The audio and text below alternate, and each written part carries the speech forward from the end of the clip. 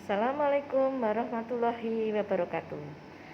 Selamat berjumpa kembali dengan saya Ibu Nini Suhardi dalam layanan bimbingan konseling untuk kelas 8. Anak-anak, bagaimana kabarmu hari ini? Tetap semangat ya, meskipun kita dalam masa pandemi. Baik anak-anakku, mengawali kegiatan pagi hari ini, mari kita berdoa dulu menurut agama dan kepercayaan masing-masing. Berdoa, mulai. Berdoa selesai. Baik nak, untuk hari ini kita akan membahas tentang cara belajar yang efektif. Tujuannya apa? Agar kalian bisa menerapkan cara belajar efektif dalam kehidupan sehari-hari. Yang kedua, agar kalian bisa mengklasifikasikan faktor apa yang menyebabkan atau mempengaruhi cara belajarmu selama ini, sehingga kalian bisa mencari solusi agar bisa belajar dengan baik. Baik anak-anakku, namanya belajar itu antara lain bisa melihat, itu juga belajar. Kemudian mendengar juga belajar. Memperhatikan informasi guru atau materi yang di-share di grup. Kemudian mempelajari materi yang sudah dikirim. Kemudian memahami. Nah ini kelima hal ini merupakan dari bagian dari belajar. Apakah kalian sudah mengalami atau apa istilahnya ya, sudah mempelajari ke hal 5 ini? Sudah kalian rasakan? Sudah kalian lakukan nak?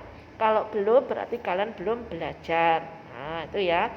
Kemudian belajar yang baik itu memang pertama harus ada niat dan berdoa nak. Jadi kalau mau belajar kalian berdoa dulu, sehingga apa yang menjadi tujuanmu bisa tercapai ya.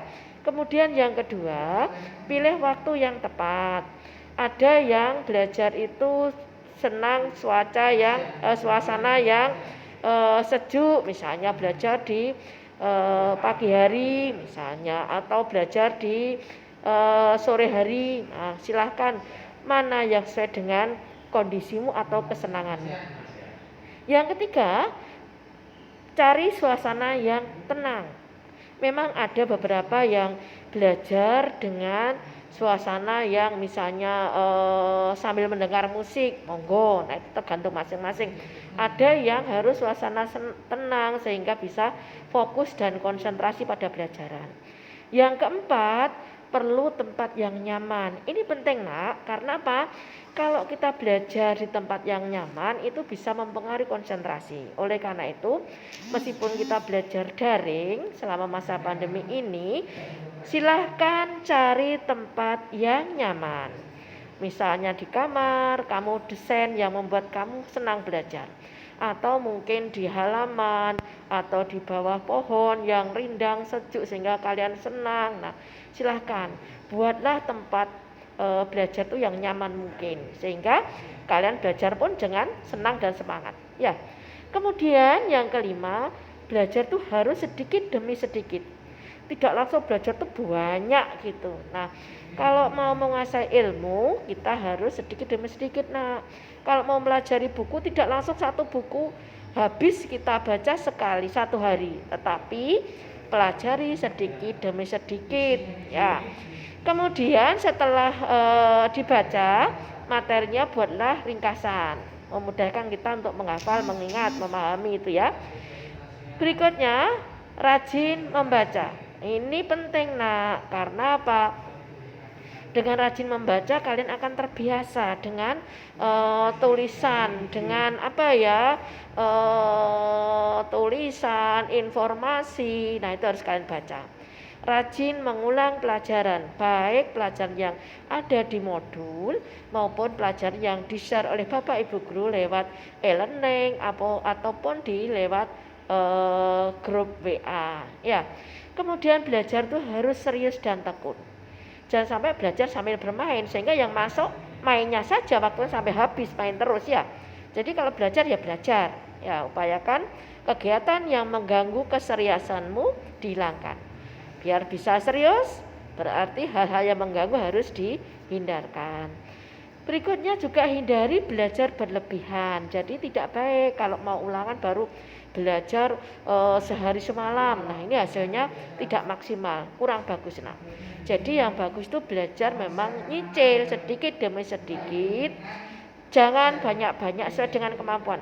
Saat kita nggak bisa konsentrasi ya berhenti, tidak usah belajar terus, gitu ya. Jadi saat-saat kita mood, kita konsentrasi tinggi, itu gunakan waktu untuk belajar. Saat mulai mulai jenuh, selesaikan belajarmu, ya. Kemudian aktif bertanya. Aktif bertanya juga termasuk cara belajar yang baik. Jadi apa kesulitanmu, jangan malu untuk bertanya. Bertanya ke guru mapel terutama, baik japri atau grup, silahkan. Kalau ada diberi kesempatan, silahkan manfaatkan untuk bertanya hal yang belum kalian pahami. Berikutnya, seandainya kalian malu, silahkan kalian belajar kelompok, tanya pada temanmu yang kamu anggap pandai atau menguasai materi. Ya, itu anak-anak materinya, semoga kalian bisa memahami paling nggak sedikit materi dari Bu Nini ini, biar kalian bisa kalian manfaatkan, ya, praktekkan. Hasilnya bagaimana, bandingkan dengan cara belajar sebelumnya, ya. Kemudian tugasnya untuk kali ini, ada 5 tugas. Jelaskan pengertian belajar, kemudian 2, jelaskan hal-hal apa agar kita mampu belajar dengan baik. Yang ketiga, jelaskan manfaat belajar kelompok. Yang keempat, hal-hal apa saja yang mengganggu belajarmu selama ini. Yang kelima, langkah-langkah apa sajakah yang bisa kamu lakukan untuk meningkatkan cara belajar agar hasilnya baik. Itu ya.